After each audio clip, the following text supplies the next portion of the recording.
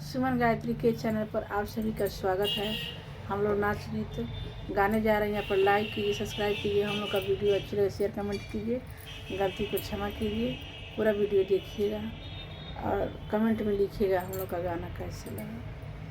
नर में कटवा काहे घड़ी घड़ी जाला, नर में कटवा काहे घड़ी घड़ी जाला।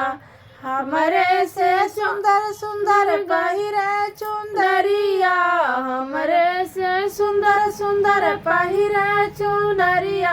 हमारे अचरा काहे उड़ी उड़ी जाला, हमारे अचरा काहे उड़ी उड़ी जाला। नर में कटवा काहे घड़ी घड़ी जाला, नर में कटवा काहे घड़ी घड़ी जाला। नर में कटवा काहे घड़ी घड़ी जाला। हमारे ले सुंदर सुंदर गईली बाजरिया, हमारे ले सुंदर सुंदर गईली बाजरिया।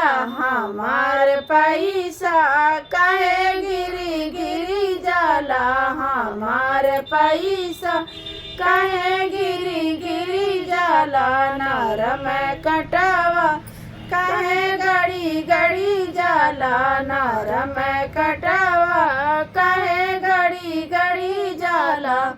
हमारे ले सुंदर सुंदर गईली गावनवा, हमारे ले सुंदर सुंदर गईली गावनवा। हमारे डोलिया काहे फिरी फिरी जाला, हमारे डोलिया काहे फिरी फिरी जाला। नर में कटवा काहे घड़ी घड़ी जाला, नर में कटवा काहे घड़ी घड़ी जाला। नर में कटवा काहे घड़ी घड़ी जाला। हमरे ले सुंदर सुंदर गईली गावनवा, हमरे ले सुंदर सुंदर गईली गावनवा। हमारे पियावा काहे रोज रिसियाल, हमारे रजवा काहे रोज रिसियाल।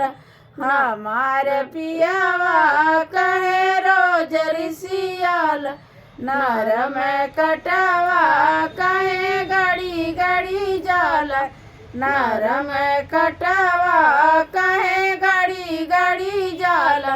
नर में कटवा काहे घड़ी घड़ी